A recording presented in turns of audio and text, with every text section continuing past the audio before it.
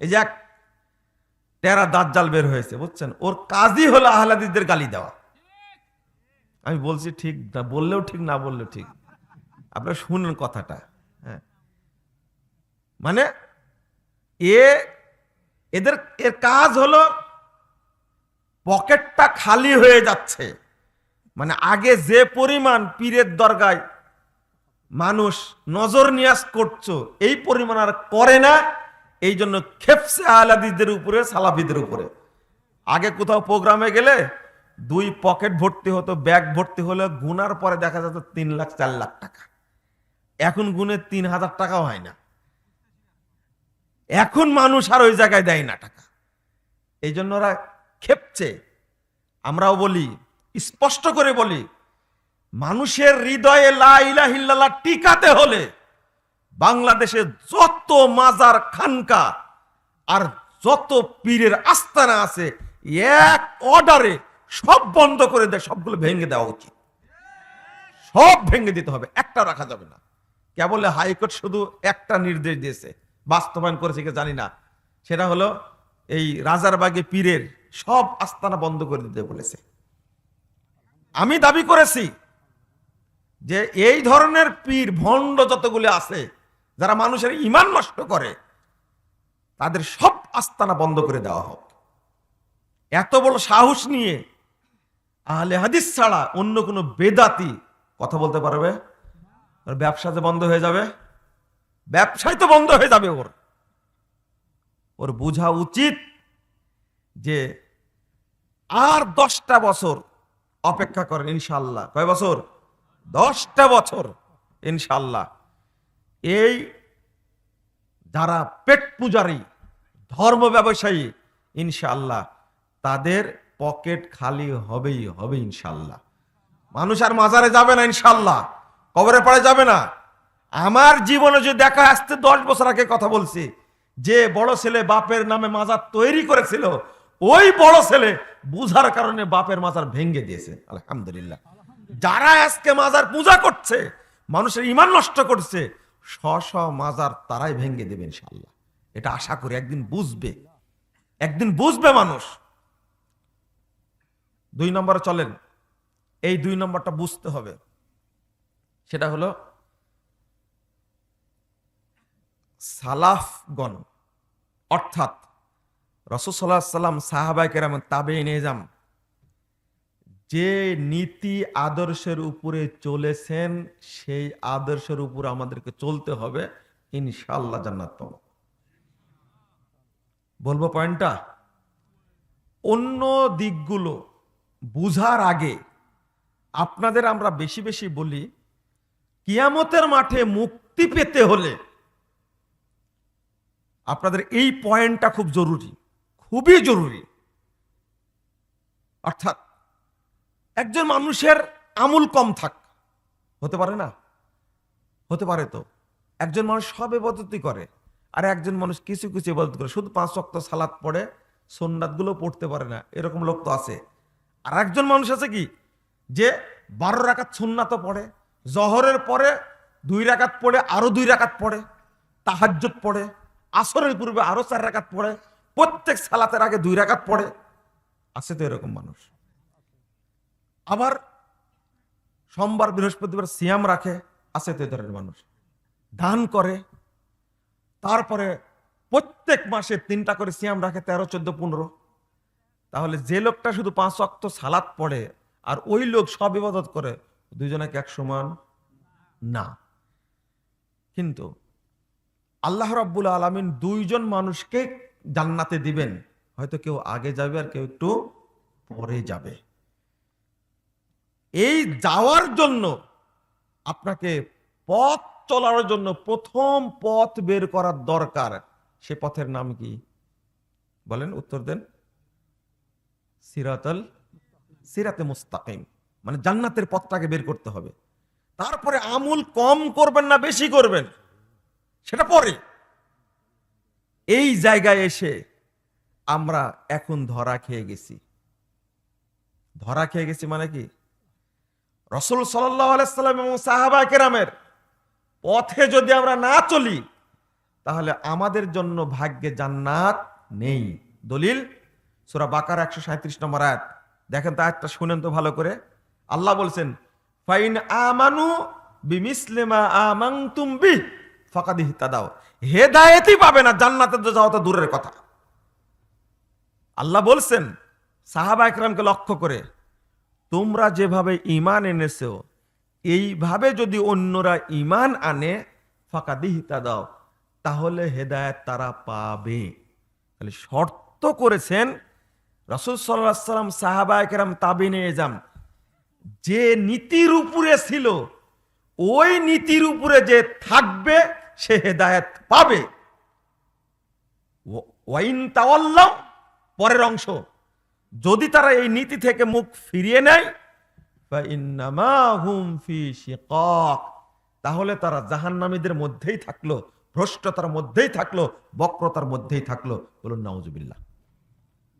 তাহলে রাসূল সাল্লাল্লাহু আলাইহি ওয়াসাল্লাম এবং সাহাবা একরামের নীতি আদর্শের উপরেই থাকতে হবে, তবে জান্নাত হবে, এছাড়া জান্নাত হবে না। যদি আপনি জান্নাত পেতে চান, পরকালে যদি মুক্তি পেতে চান সহজে, তাহলে আপনাকে এই পথটা খুঁজে বের করতে হবে। সাহাবীদের মধ্যে অনেক ব্যক্তি ছিলেন অল্প আমল করার কারণে তারা জান্নাতে চলে গেছেন, আলহামদুলিল্লাহ। দেখবেন আপনি হাদিস 2008 নম্বর হাদিস সহিহ বুখারীর মধ্যে এসেছে, মদিনায় উহুদ যুদ্ধের দিনে একজন মুশরিক ব্যক্তি সামনে আল্লাহ রাসূলের কথা শুনতে পেলেন, ইন্নী ওয়াজাদতু রায়হাতাল জান্নাহ মিন ওয়ারাই উহুদ। আল্লাহ রাসূল বললেন, আমি উহুদ পাহাড়ের পাশ থেকে জান্নাতের সুগন্ধি পাচ্ছি। মুশরিক ব্যক্তি শুনে বলছে, আমি যদি এখন ইসলাম গ্রহণ করি তাহলে কি জান্নাতে যেতে পারবো? তখন আল্লাহ রাসূল বলছেন, হ্যাঁ তুমি জান্নাতে যেতে পারবা। ছিলেন হাতে 2টা খেজুর ছিল, হাতের খেজুরগুলো ফেলে দিলেন, মুখে যেটা চাবাচ্ছিলেন সেটাও বের করে ফেলে দিলেন, কারণ যুদ্ধে অংশগ্রহণ করতে দেরি হচ্ছে। ফেলে দিয়ে যুদ্ধে অংশগ্রহণ করে শহীদ হয়ে গেলেন। রাসূল সাল্লাল্লাহু আলাইহি ওয়াসাল্লাম বলছেন, একটা সেজদাও দেয়নি কিন্তু অনেক নেকি পেয়ে জান্নাতে চলে গেছে। আমিলা কলিলা ওয়া উজিরা কাসীরা। রাসূল সাল্লাল্লাহু আলাইহি ওয়াসাল্লাম বলেছেন, দেখো এই লোকটি আমল করেছে খুবই কম কিন্তু নেকি পেয়েছে অনেক বেশি। ওই মানহাজের অনুসরণ করার কারণে সে জান্নাতে চলে গেছে। আমাদের মানহাজটা কেমন হয়ে গেছে, কেমন জানেন? যেমন আজকে একজন আমাকে বলছেন যে মল্লিকপুরের প্রোগ্রাম তো প্রশাসন বন্ধ করে দিছে। কি বুঝলেন আপনি? প্রোগ্রাম বন্ধ করে দিছে। আমি বললাম যে ওখানে তো লোকজন আছে, আমাকে তো কিছু জানায়নি। বলছে আপনি লজ্জা পাবেন তাই জানায়নি। এই লোকটাও কিন্তু আহলে হাদিস। কি বুঝতে পারছেন? আমার পিছনের ইতিহাস বোনা জানে না, এই অঞ্চলের অন্তত আমার কাছে 25-30 জনের নাম্বার আছে আমার কাছে, আলহামদুলিল্লাহ। মোবাইলে আছে, এই মোবাইলে আছে। প্রোগ্রাম বন্ধ হলে এই এলাকার লোক জানাবেন আমাকে? চিন্তা করেন, মানুষের মধ্যে যদি হিংসা বিদ্বেষ থাকে। আর একজন বলছে যে ওখানে গিয়ে কি করবেন, লোকজন তো হবে না, আমরা ওই প্রোগ্রাম বর্জন করেছি। কি বুঝলেন কথা? আবার নাউজুবিল্লাহ বলেন, সুবহানাল্লাহ বলা উচিত। ওরা যে প্রোগ্রামে আসতে পারেনি সুবহানাল্লাহ বলবেন না? দেখেন, আমি যে কিছু জানি না এমনটা তো না, কিন্তু আমি কাউকে কথাগুলো বলিনি, কাউকে বলিনি, এই শুধু আপনার কাছে উপস্থাপন করলাম। যদি এই মানহাজ, এই ক্ষেত্রে যে সাহাবায়ে কেরামের রীতি নীতি পদ্ধতি আদর্শ, এটা যদি না বুঝি তাহলে জান্নাত হবে বলে মনে করেন? না না না। শুধু একটা না, কয়টা দলিল নেবেন আপনি? আমি যদি কোরআন সুন্নাহ বিরোধী কথা বলি, আপনারা শুনবেন? কেউ শুনবেন না, আলহামদুলিল্লাহ। আমি বলি আমার কথার আপনি অনুসরণ করেন, কিন্তু আমার ভক্ত কেউ হবেন না। আমি কাউকে ভক্ত হতে বলেছি না।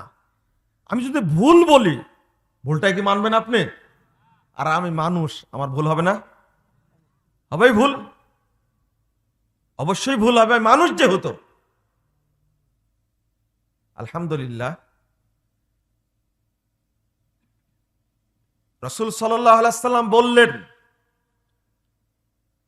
2641 নম্বর হাদিস সহিহ তিরমিজির মধ্যে এসেছে, যখন প্রশ্ন করলেন আল্লাহ রাসূলকে, আল্লাহ রাসূল বলে দিলেন কি, যে আমার উম্মত বিভক্ত হবে 73 দলে, বানি ইসরাইলরা বিভক্ত হলো 72 দলে, সাতাফতারিক উম্মতি আলা সালাসাতি ওয়া সাবিনা মিল্লাহ, আমার উম্মত বিভক্ত হবে 73 দলে, কুল্লুহুম ফিন্নার ইল্লা মিল্লাত ওয়াহিদা। এই 73 দলে সবই জাহান্নামে যাবে, একটি বাদ দিয়ে, একটি বাদ দিয়ে সবই জাহান্নামে যাবে।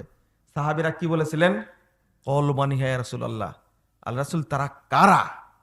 রাসূল সাল্লাল্লাহু আলাইহি ওয়াসাল্লাম বললেন, মা আনা আলাইহি ওয়া আসহাবি, আমি এবং আমার সাহাবীরা যে নীতি আদর্শের উপরে আছি, এর উপরে যারা থাকবে তারা কোথায় যাবে? বলেন এবার আপনারা, কোথায় যাবে? জান্নাতে যাবে। আলহামদুলিল্লাহ। আপনি শুধু দেখবেন, এটা মূলনীতি, শুধু দেখবেন যে এই মানুষটার মধ্যে কোরআন এবং সহিহ হাদিসের আমল আছে কি না। তিনি সাহাবা কেরামের আদর্শ, রাসূল সাল্লাল্লাহু আলাইহি সাল্লামের আদর্শকে ফলো করেন কিনা, বাস। ওই ব্যক্তি আমার রক্তের সম্পর্কের ভাইয়ের চেয়েও আমার কাছে অধিক নিকটবর্তী সে। কিন্তু এটা যদি মেনে না দিতে পারেন, রাসূল সাল্লাল্লাহু আলাইহি সাল্লাম বলছেন, তাবরানী কাবিরের হাদিস 10,556 নম্বর হাদিস, আউসাকুর আল ইমান আল মুআওয়ালাতু ফিল্লাহ ওয়াল মুআদাতু ফিল্লাহ। অত সহজ না। ইমানের সবথেকে শক্ত বাঁধন যেটা, সবথেকে শক্ত বাঁধন যেটা, সেটা হলো আল্লাহর জন্য কাউকে ভালোবাসা, আল্লাহর জন্য কারোর সাথে শত্রুতা পোষণ করা। এটা হলো 1 নম্বর। যদি এটা কারো না থাকে, তাহলে ও যেন চিন্তা না করে আমি জান্নাতে একদিন যাব, ও চিন্তা করার দরকার নাই। আউসাকুর আল ইমান, ইমানের সবচেয়ে শক্ত বাঁধন হলো পরস্পরের সাথে সম্পৃক্ত। এই জন্য যার মানহাজ দেখবেন সালাফদের মানহাজ, সালাফি মানহাজ যার মধ্যে আছে, তাকে অন্তর থেকে ভালোবাসবেন, তার জন্য আপনি দোয়া করবেন। কথা বোঝা গেছে? কে অসুস্থ হয়েছে, বদদোয়া করবেন, মরে যাক, ও মরে যাক, মনে করবেন ওই সবচেয়ে বড় হিংসুক। রাসূল সাল্লাল্লাহু আলাইহি সাল্লাম বলছেন, 3110 নম্বর হাদিস খুলুন, লা ইয়াস্তামিউ ফি কলবি আবদিন আল ঈমান ওয়াল হাসাদ। একটি অন্তরে ঈমান এবং হিংসা কখনো এক জায়গায় হতে পারে না। হয় হিংসা থাকবে, তাহলে কি থাকবে? ঈমান থাকবে। ঈমান থাকলে কি থাকবে না? হিংসা থাকলে ঈমান থাকবে না। তাহলে এক ভাইয়ের প্রতি আরেক ভাইয়ের যদি এই অবস্থাটা থাকে, তাহলে আপনি সালাফি মানহাজের উপরে নাই, উল্টাটা হয়ে গেছে। ফতোয়া দিচ্ছে, কেমনে ফতোয়া দি, যে ও তো মুসলমানই না। শুধু মুসলমান না লোকটাটা, এই লোকটা শুধু মুসলমান না, এই লোকটি একজন খাঁটি মুসল্লি, খাঁটি মুসলিম, খাঁটি আহলে হাদিস এবং একজন বিজ্ঞ আলেম। যদি আমি বলি তাকে ও মুসলমানই না, তাহলে আমাদের ভ্রাতৃত্ব আছে না নাই?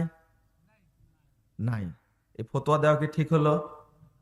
এই হুকুমটা কার উপরে যাবে? তাহলে চিন্তা করেন। একজন মানুষকে কথা বলতে হলে তো হিসাব করে বলতে হবে। সুফিয়ান সাউরি রাদিয়াল্লাহু আনহু তিনি বলছেন, তুমি যদি জানতে পারো একবারে পূর্ব প্রান্তে পৃথিবীর একজন ব্যক্তি আছে যিনি আহলে সুন্নাহ, আহলে হাদিস বা সালাফি মানুষ, সালাফি আকীদার মানুষ, আর পশ্চিম প্রান্তে একজন আছে তিনি হলেন সালাফি আকীদার মানুষ, যদি জানতে পারো তার কাছে তোমরা সালাম পাঠাও এবং তার জন্য দোয়া করো। মা আকাল্লা আহলুস সালাফ।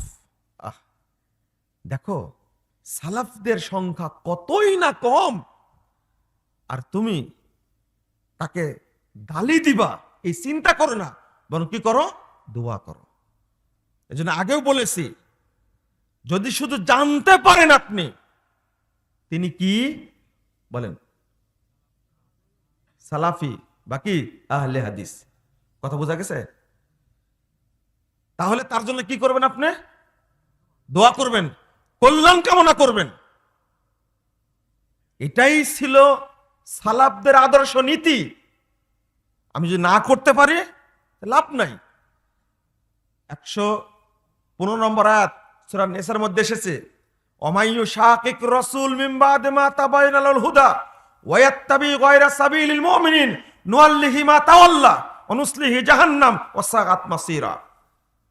হেদায়েত প্রকাশিত হওয়ার পরে যারা রাসূল সাল্লাল্লাহু আলাইহি ওয়াসাল্লামের বিরুদ্ধাচরণ করবে এবং সাহাবীরা যে পথে চলেছেন এই পথের উল্টা দিকে চলবে,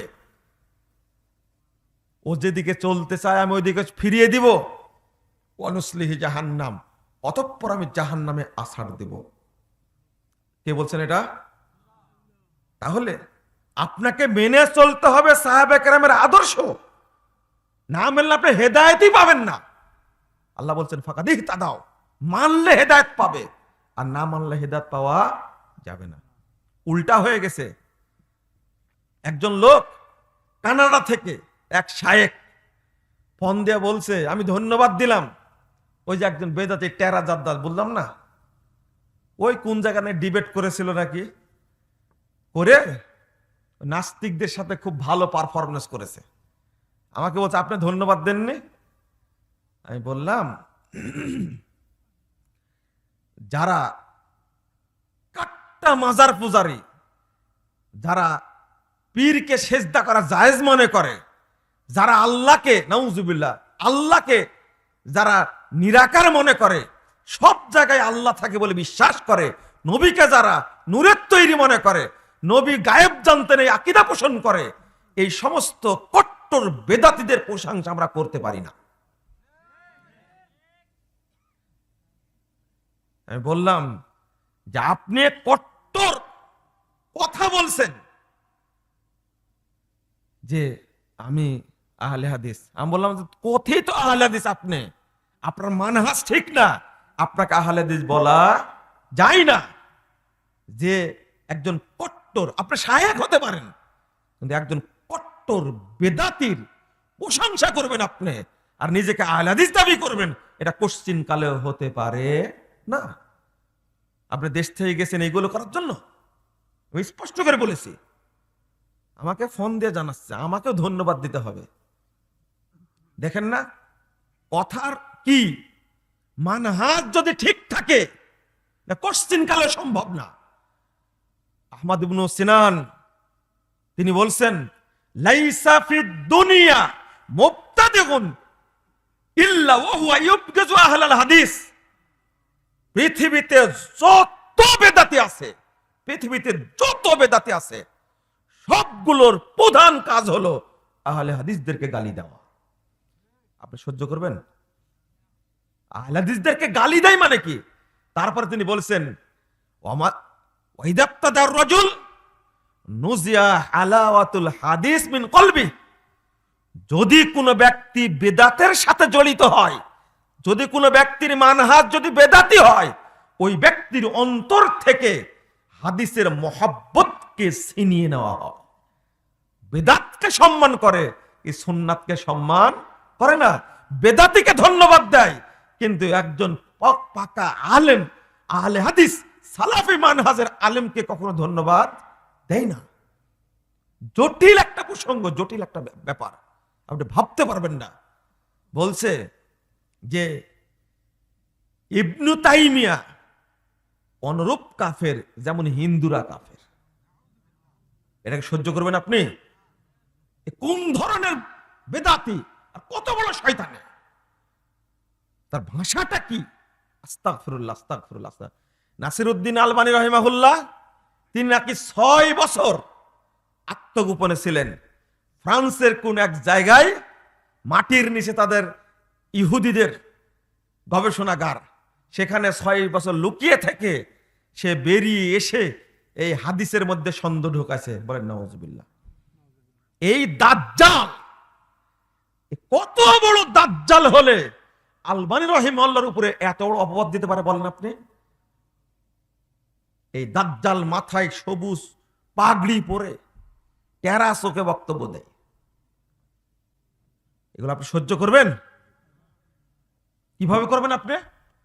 আর বলছে আমরা ইমাম আবু হানিফা রাহিমাহুল্লাহকে সম্মান করি, ইমাম শাফিকে সম্মান করি, ইমাম মালিককে সম্মান করি, ইমাম আহমদ বিন হাম্বল রাহিমাহুমুল্লাহ তাদেরকে সম্মান করি, কথা বলি।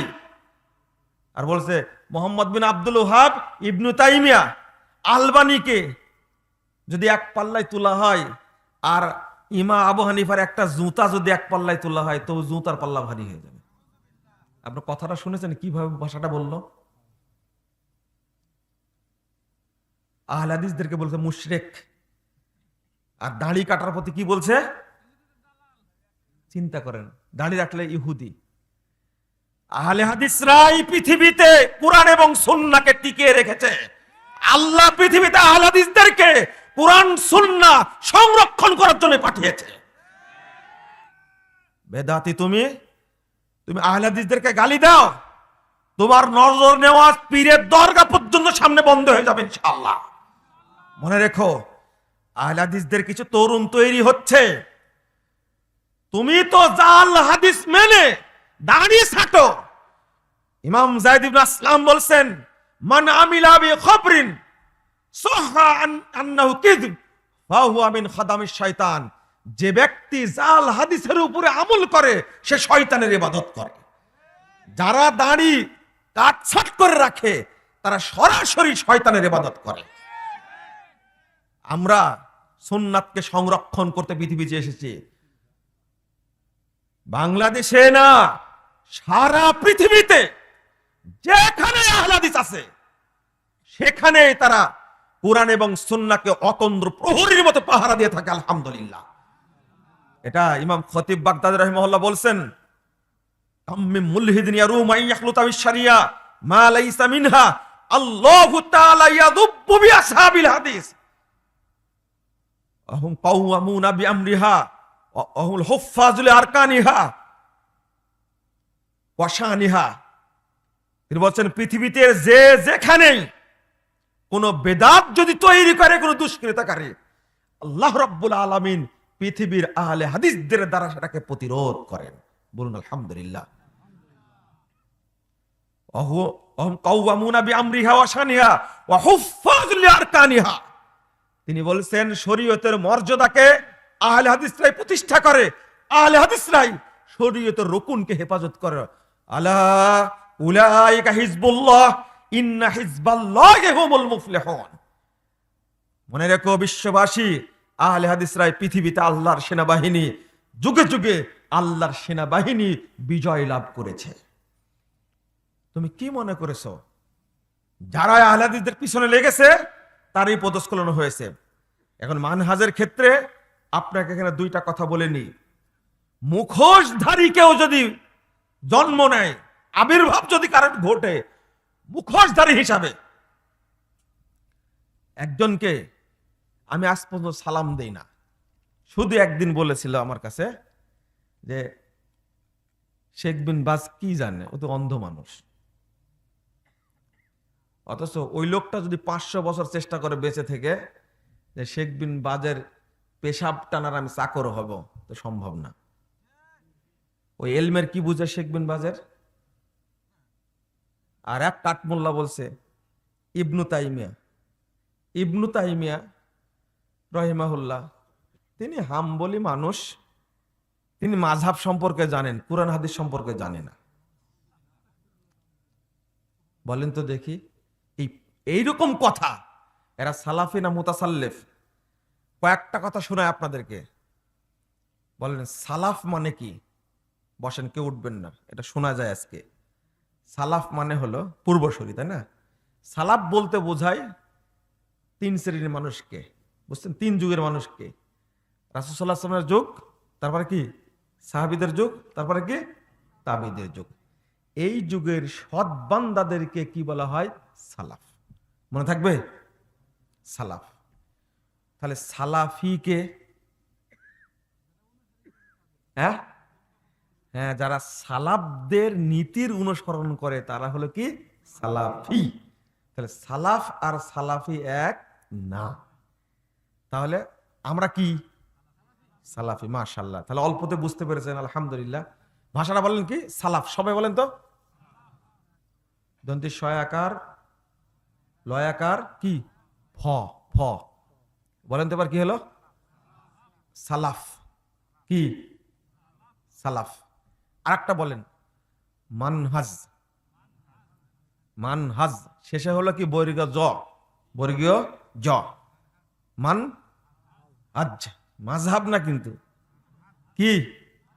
সবাই বলছেন না। মানহাজ। আমি আর একটা শব্দ উচ্চারণ করছি, বলবেন মানহাজুস সালাফ। মানহাজুস সালাফ। আগে সালাফ তো শিখা দিয়েছি, তাই না? মানহাজুস সালাফ মানে হলো সালাফদের মানহাজ, সালাফদের রীতি নীতি, সালাফদের আদর্শ। এবার বুঝতে পেরেছেন তো? তাহলে রাসূল সাল্লাল্লাহু আলাইহি ওয়াসাল্লামের যুগের, সাহাবীর যুগের, তাবিঈদের মধ্যে যারা সৎ ব্যক্তি ছিলেন তাদেরকে কি বলা হয়? সালাফ। আলহামদুলিল্লাহ, আলহামদুলিল্লাহ। ওই জন্য বলা হয় সালাফে সালেহিন। সালাফে সালেহিন বলা হয়, অর্থাৎ সালাফদের মধ্যে সৎ ব্যক্তি যারা তাদেরকে সালাফে সালেহিন বলা হয়। আমরা কি সালাফি? কেন? আমরা তাদের অনুসরণ করি, আদর্শ নীতি রীতির অনুসরণ করি, এই জন্য আমরা কি সালাফি। বলুন আলহামদুলিল্লাহ। তো বুঝতে পেরেছেন তো? আলহামদুলিল্লাহ। যদি এখানে এর বাহিরে যদি কেউ থাকে, এর বাহিরে যদি কেউ থাকে, তাহলে তাকে কি সালাফি বলা যাবে? বাংলাদেশের এক বেয়াকুব বলবো আর কি, ও বলছে আমরা সালাফদের আদর্শ মানি না, আমরা আশারি এবং মাতরুদি। সালাফদের আদর্শ মানে না, তাহলে মুসলমান থাকলো? তওবা তওবা, ভাষাটা বলে কেমনে চিন্তা করেন ওকে। এক। দ্বিতীয় হলো আল্লাহু আকবার, হাত বাঁধছেন, রাসূল এখানে বাঁধছেন, তাই না? রফলে আদান করছেন, আপনিও করলেন। তাহলে সালাতের ক্ষেত্রে আপনি কি সালাফি। ব্যবসা করতে যা সুদ খাচ্ছেন, ঘোষ খাচ্ছেন, প্রতারণা করছেন, এবার কি সালাকি। এটা কি হলো? সালাফি আর সালাকি এক জিনিস? তাহলে ওকে সালাফি বলা যাবে না। হ্যাঁ, এই জন্য সহি আকীদার কথাটার যারা প্রচলন করেছে তারা ভালো ইচ্ছায় প্রচলন করে নি, শুধু আকীদা সহি, বাদ বাকিগুলি। এই জন্য সহি আকীদা, আমরা ভাষাটা বলি সহি মানহাজ। বলেন তো কি সহি মানহাজ? আপনি প্রশ্ন করবেন, এই তোমরা তো দাওয়াত দিলে, ওই আলেমের মানহাজ কি সহি? বলেন তো ভাষাটা কি বললাম? ওই আলেমকে যে দাওয়াত দিলে, ওই আলেমের মানহাজ কি সহি? এই যে সুফি আকবর সাহেব বসে আছে, তাই না? আমি জিজ্ঞেস করব যে ইনি যে মঞ্চে বসে আছেন, ইনার মানহাজ কি সহি? বলেন আপনারা, জোরে বলেন একটু। সামনে বসে আছে তাই? এইরকম ভাবে জিজ্ঞেস করবেন, মনে থাকবে? আচ্ছা, বাঁধতে পারবে তাই না? এদিকে তাকান, আমার দিকে তাকান। আর একটা শব্দ শিখেন, সালাফি থেকে একটা শব্দ আসছে মুতাসাল্লিফ। বলেন তো কি? শেষও কিন্তু ফ। মুতাসাল্লিফ, মুতাসাল্লিফ মানে কি জানেন? ভান ধরা সালাফি। বুঝলেন এবার? সালাফি না, সালাফি কি করেছে? সেজেছে। সালাফির কি ভান ধরা, বুঝেন না? যেমন একটা হাদিস এসেছে, 30,992 নম্বর হাদিস, মুসান্নাফ ইবনে সাইবার মধ্যে এসেছে যে ইয়াতি আলান নাসে জামান, মানুষের উপর একটা যুগ আসবে, ইয়াস্তামিউন ওয়া ইউসাল্লুনা ফিল মাসাজিদ ওয়া লাইসা ফীহি মুমিন। বহু মানুষ সব মসজিদে জড়া হবে মুসল্লি সেজে, আসলে কি না, মুসল্লির যেগুলো গুণ থাকার দরকার এই গুণ তাদের মধ্যে নাই। মুসল্লি সেজে উপস্থিত হবে, কিন্তু লাইসা ফীহি মুমিন, মসজিদ ভর্তি মুসল্লি থাকবে কিন্তু তাদের মধ্যে একজনও ইমানদার থাকবে না। লেন এবার, তাহলে মুসল্লি যে সেজে যায় আসলে কি সে মুসল্লি? সালাফি সাজার যে ভান ধরে সে কি সালাফি?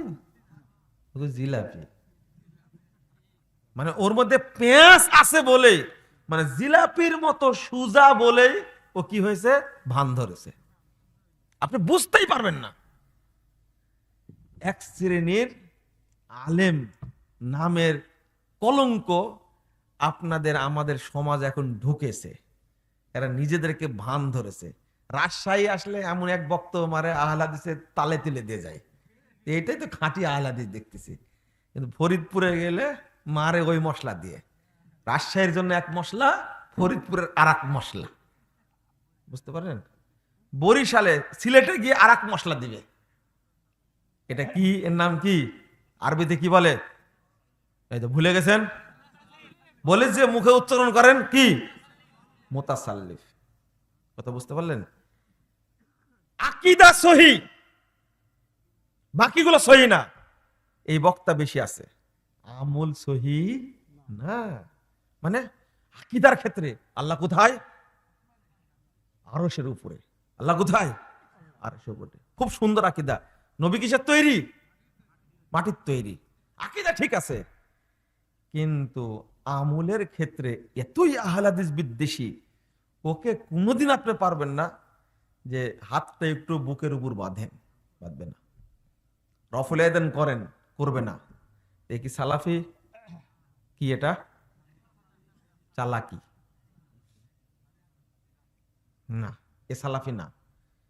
সালাফি হতে হলে একজন ব্যক্তিকে আকীদার ক্ষেত্রেও সালাফি, আমলের ক্ষেত্রেও সালাফি, আখলাকের ক্ষেত্রে সালাফি, অর্থনৈতিক ক্ষেত্রে সালাফি, রাজনৈতিক ক্ষেত্রে সালাফি, সামাজিক ক্ষেত্রে সালাফি, পারিবারিক ক্ষেত্রে সালাফি, আবার রাষ্ট্রের ক্ষেত্রেও কি সালাফি হতে হবে। তবে ওই ব্যক্তিকে আপনি সালাফি বলতে পারবেন।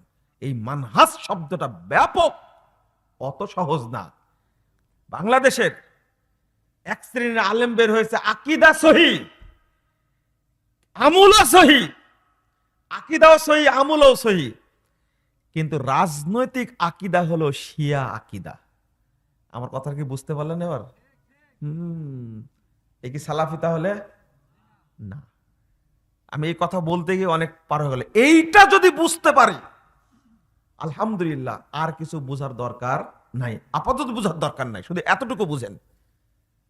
আবার একজন ব্যক্তি আসছে, দেখতে এত সুন্দর, চেহারা টসটসি, ব্যবহার দেখে, মানে রিকশাওয়ালাকে দেখলে আগেই সালাম দেয়। রিকশাওয়ালা কোনো দিন ওই লোককে আগে সালাম দিতে পারেনি। তার বড় জুব্বা, দাড়ি বড়, টুপিটা সে কিস্তির টুপি, সেই মানের মনে হচ্ছে, কিন্তু ও হলো মাছ ভান্ডারের পীরের নাম্বার 1 মুরিদ। ওর আখলাক চরিত্র দেখলে মনে হচ্ছে আরে ফেরেশতা তো পারবে না এরকম।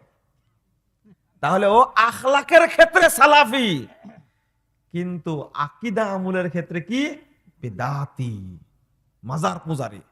তাহলে কি সালাফি? বুঝলেন না মনে হয় আমার বক্তব্য? এইটা যদি না বুঝেন, আরেকটা আছে, আকীদা ভালো, আমলও ভালো, কিন্তু সৌদি আরবের আলেমদেরকে গালি দেয়। আছে এরকম, নামে আহলে হাদিস। এর মানহাজ কি সালাফি মানহাজ? হ্যাঁ, হায় হায় হায়, তোমাকে কে আহলে হাদিস বলেছে?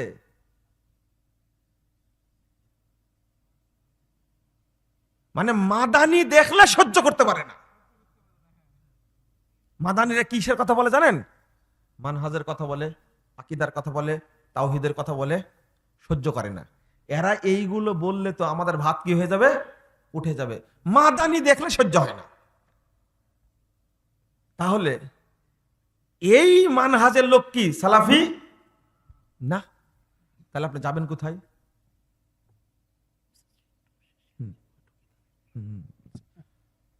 তো তাহলে চরিত্রগত যদি মিল না থাকে সালাফি হিসাবে, তাহলে আপনি সালাফি তাকে বলতে পারবেন না। আমি একটা মুটের উপর একটা বক্তব্য দেই, সেটা হলো যে বক্তা আকীদার বক্তব্য দেয় না, তাওহীদের বক্তব্য দেয় না, মানহাজ বুঝে না, তার বক্তব্য শোনা যাবে না। কথা বোঝা গেছে এবার? তার বক্তব্য শোনা যাবে না। তার বক্তব্য শুনতে গেলেন তার কাছে ইলম নিতে হবে। রাসূল সাল্লাল্লাহু আলাইহি ওয়াসাল্লাম বলছেন, 908 নম্বর হাদিস তাবরানী আওসাতের মধ্যে এসেছে, ইন্না মিনাল ইলমি ইনদাল আসাগির। যেদিন বেদাতির লোকের কাছে মানুষ ইলম শিখতে যাবে, সেই দিনই কিয়ামত হবে, সেই দিনই ধ্বংস হয়ে যাবে। আজকে যারা বেদাতি মানহাজের, আর বাংলাদেশের অধিকাংশ যারা দেওবন্দি বলে, তারা স্বীকার করে নিয়েছে আমরা আকীদায় হলো আশআরী আর মাতুরিদি, আমলের ক্ষেত্রে হানাফি, আর মানহাজের ক্ষেত্রে দেওবন্দি। এদের কিছু থাকলো আর? এদের কিচ্ছু নেই, এদের স্পষ্ট স্বীকার করে। আর এই মানহাজেরই একজন লোক মারা গেল, স্পষ্ট ভাষায় বলছে এরা আহলে হাদিস না, এরা আহলে খবিস। এই ধরনের যারা আহলে হাদিসদেরকে আহলে খবিস বলে গালি দেয়, আস্তাগফিরুল্লাহ, নাউজুবিল্লাহ, এবং বলছে কি যে আমি সরকারের প্রতি আবেদন জানাই, যদি জঙ্গি খুঁজতে চান, সন্ত্রাসী খুঁজতে চান, আহলে হাদিসরা হলো জঙ্গি সন্ত্রাসী, তাদেরকে ব্যান করে দেন। আপনি সহ্য করবেন? আপনার সহ্য হলে আমার সহ্য হয় না।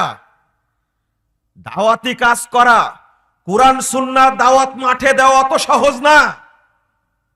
আপনি তো একটা প্রোগ্রাম করে যা ঘুমিয়ে থাকবেন। বাংলাদেশের প্রত্যন্ত অঞ্চল আলেমদের যেতে হয়, খুতবা দিতে হয়, আলোচনা করতে হয়, বহু গ্রুপকে মোকাবেলা করতে হয়। চরমুনাই, আটরশি, ফুরফুরা, মাঝভান্ডারি, কুতুববাগী, দেওয়ানবাগী, কত আটরশি, চন্দ্রপুরী, কত নিবেন আপনি? কাদিয়ানি, তারপরে বাহাই, সবগুলো উৎপেতে থাকে। এই ইলিয়াসি, তবলিগি, মওদুদি, সব থাকে উৎপেতে। কখন ইট মারবে, কখন মামলা করবে, কখন গাড়ি ভেঙে দিবে, আর আপনি বিড়ালের মতো আদর করবেন তাদেরকে? অত সহজ? দীর্ঘদিনের রোগ, ক্যান্সার হয়েছে, যতক্ষণ পর্যন্ত ওই অঙ্গ কেটে না ফেলা যাবে, তাড়াতাড়ি কাটলে শরীরটা বাঁচবে, আর না কাটলে গোটা শরীর নষ্ট হয়ে যাবে। এটাই হলো ক্যান্সারের ফলাফল। আপনি এটা বললেই আমি মেনে নিব? আপনি ভাববেন না, চিন্তা করবেন না। যারা সাজে আহলে হাদিস, তারা বলে আরে আলবানি একটা গুঁড়া মানুষ। আস্তাগফিরুল্লাহ, নাউজুবিল্লাহ, কথা কি বললো? আলবানিকে চিনে? আলবানির বই পড়েছে? আর একজন বলছে, মনে রাখবেন, যারা বেদাতি, যারা বেদাতি মানহাজের, তারা মরা পর্যন্ত আহলে হাদিসদেরকে গালি দিবে। এটাই বাস্তব কথা, এটাই বাস্তব। ও কোনোদিন আপনার বন্ধু হবে না, কোনোদিনই বন্ধু হবে না। ইবনে মাসউদ রাদিয়াল্লাহু আনহু বলছেন, আর আপনি তার কাছে ইলম শিক্ষা করতে যাবেন, লা ইয়াজালুন নাসু বিখাইরিন মা আখাযুল ইলমা ইনদাল আকাবির। যতদিন মানুষ সাহাবীদের থেকে জ্ঞান অর্জন করবে, ততদিন মানুষ কল্যাণের মধ্যে থাকবে। ওয়াইদা আখাযুহু ইনদাল আসাগির হালাকু। যখনই বেদাতীদের কাছ থেকে মানুষ ইলম গ্রহণ করবে, তখনই মানুষ ধ্বংস হয়ে যাবে। নাউজুবিল্লাহ। আপনি কার বক্তব্য শুনেন চিন্তা করেছেন? যে বক্তা দাড়ি ছাঁটে, বুঝতে পারলেন, দাড়ি কাটে, দাড়ি তাল গাছের মোতার মতো করে রাখে, হ্যাঁ, এই সমস্ত বক্তার বক্তব্য শুনবেন না। এরা হলো খেয়ানতকারী। যারা রাসূলের সুন্নাহকে কেটে সাইজ করতে পারে, এরা রাসূলের হাদিসকেও কেটে সাইজ করতে পারে। আচ্ছা, আপনি কি বিশ্বাস করেন? মুহাম্মদ বিন সিরিন বলছেন, যারা বেদাতি তাদের কোরআন তেলাওয়াত শোনা যাবে না। আপনি তো সব লোকের কোরআন তেলাওয়াত শোনেন না, তাহলে কি হলো আপনার? কি করলেন আপনি? আপনি তার সাথে বসতে গেলেন কেন? ইবনে আব্বাস রাদিয়াল্লাহু আনহু বলছেন, লা তুজালিসু আহলাল আহওয়া। বেদাতীদের মজলিসে বসো না, ফা ইন্না মুজালাসাতাহুম মুমরাতুল কুলুব। কারণ তাদের সাথে বসলে তোমার অন্তরটা কি করে দিবে? পচাই দিবে। পচানি আপনার অন্তর। এই যে আসলাম, মুসাফা করলেন, একজন না দুইজন আমাকে 2 হাত দিয়ে মুসাফা করেছে। আমার কিন্তু বাম হাত কি ছিল? খালি ছিল। কি করার দরকার ছিল? আপনি 2 হাত লেগালেন কেন? বেদাতীদের সাথে উঠা বসা করতে গিয়ে সর্বনাশটা হয়েছে।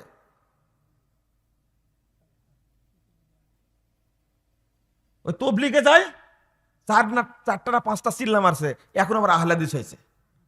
ও তাও বলছে। এটা দেখেন, পেশাব পায়খানা রাসূলের তরিকায় ফিরলেও 14 পারা কোরআন পড়ার নেকি পাওয়া যায়। আমি বললাম যে তওবা তওবা তওবা। আপনি কোথা থেকে শিখলেন? বলছি কেন, বড় হুজুর শিক্ষা দিছে। কতবার শুনেছি কাকরাইলে এই সেই ইত্যাদি। লা হাওলা ওয়ালা কুওয়াতা ইল্লা বিল্লাহ। এই যে এটা হলো গজব। বেদাতের সাথে চললে আপনাকে ওরা কি বানা দিবে? বেদাতি বানায় দিবে। 2 হাতে মুসাফা করার কোন ফজিলত আছে? এটা আমি সহ্য করতে পারি না। 1 হাত আপনার, 1 হাত আমার, 1 হাত আপনার, ডান হাত আমার, ডান হাত, মুসাফা হবে। মাঝখানে কোনো দোয়া নাই। এই সালামটাই হলো দোয়া। শেষ করলেন।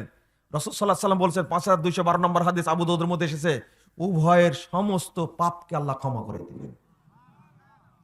কিন্তু যদি 4 হাত লাগান, বুকে হাত লাগান, পাপ কমবে না বাড়বে? বাড়বে। বেদাতীদের সাথে উঠা বসা করে আপনি কি শিখলেন তাহলে?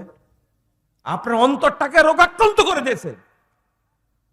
ইবনে তাইমিয়া রাহিমাহুল্লাহ বলছেন, আরে ওয়াজ তো শোনা দরকার, দূরে থাক, কুরআন যদি তেলাওয়াত না শোনা যায়, তাহলে ওয়াজ শোনা যাবে? গান শোনা যাবে? এক বক্তা বলছে কি জানেন, কি দারুণ কথা বলছে, যে খাদিজা রাদিয়াল্লাহু আনহাকে যখন দাফন করে, আল্লাহ রাসূল বললেন, তোমরা সবাই চলে যাও, খাদিজার মর্যাদা আমি খাদিজার পক্ষ থেকে আমি নিজেই প্রশ্নের জবাব দিব, তাকে দেওয়া লাগবে না। আল্লাহ আসমান থেকে কয় যে তুমিও চলে যাও, আমি আল্লাহ নিজেই তার কবরের জবাব দিব। আবার নাউজুবিল্লাহ বলছেন। চিন্তা করেন তাহলে, ভাবেন, মানুষ যা প্রশ্ন করে, জমক হুজুর বলেছে এটা, আমি দেখে হয় জাল, না হলে জয়ীফ, না হলে মিথ্যা, না হলে বানুয়াট, না হলে নিজে তৈরি করেছে মনে হচ্ছে। এবার আর কেউ বলে নিজেই তৈরি করেছে এটা। একজন ফজিলত বর্ণনা করছে, বেটা আহলে হাদিস মানুষ এই ভেড়ার পালে চলতে চলে ভেড়া হয়ে গেছে। বলছে যে আচ্ছা, একটা ফজিলত আমি আমলও করি, দেখেন তো ঠিক আছে কিনা। কি ফজিলত? যে পেশাব করার পরে কুলুক নিলে, এই কুলুক, এই ঢেলাটা যার যত বড় হবে, কিয়ামতের মাঠে তার পাল্লা তত ভারী হবে।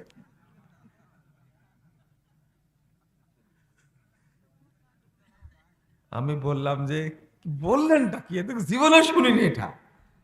বলছে না আমরা শুনেছি, মানে ঢেলাটা যত বড় নিবে এই ঢেলাগুলো সব পাল্লায় উঠে যাবে, ভারী হয়ে যাবে। তা আমি বললাম যে এই ধরনের, তো আর একটা কথা আছে কিন্তু বলতে চাচ্ছি না, তো বলেন যা আছে অন্তর উজাড় করে বলেন আজকে শুনি। তো বলছে এই বক্তব্য শুনে বাংলাদেশ থেকে জেদ্দায় আসছি, জেদ্দায় এসে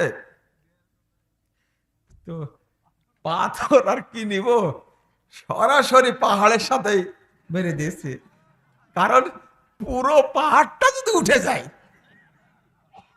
তাহলে আমার অন্য কোনো নেকির দরকার হবে না। তোবা তোবা তোবা। আচ্ছা এটা না বললে হতো না, বলেন তো দেখি, এটা না বললে হতো না? আমি বলেছি যে অন্তর খুলে বলেন আপনি, ও খুলেই বলেছে যে এই রকম অবস্থা কত বছর চলেছে, তাও 5-7 বছর। নিয়াতটা কত পুক্ত চিন্তা করেছেন আপনি?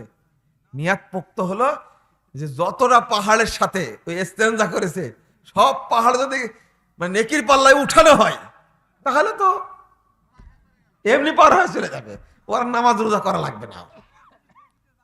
আমি বললাম আপনি চিন্তা করেন, আমি বললাম যে যে এই ধরনের বক্তব্য শুনে আপনি যাচাই করবেন না, বলছে যাচাই করার জন্য তো আজকে বললাম আপনাকে।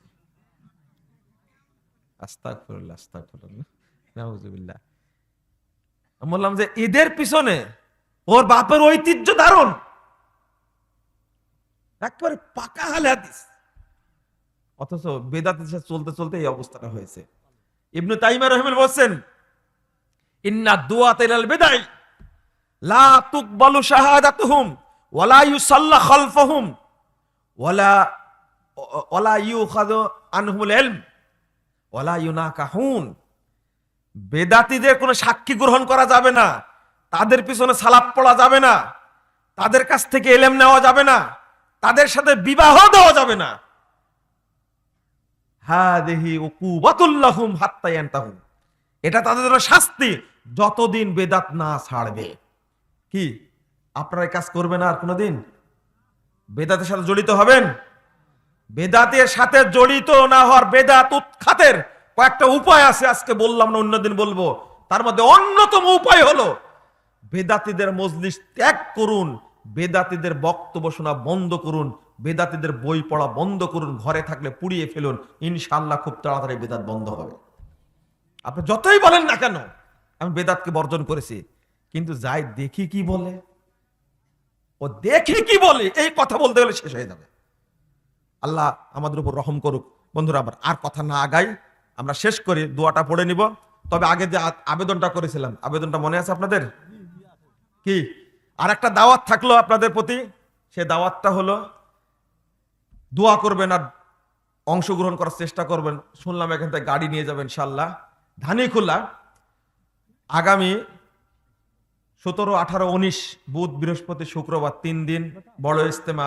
অনেকেই দেখছেন আপনারা তাবলীগ ইজতেমা, ওখান থেকে 40 বছর, এটা 39 বছর হয়ে গেছে, 40তম ইজতেমা এটা। তো অনেক মুসল্লি আসে আলহামদুলিল্লাহ, জুমার সালাতে বেশি মুসল্লি অংশগ্রহণ করে।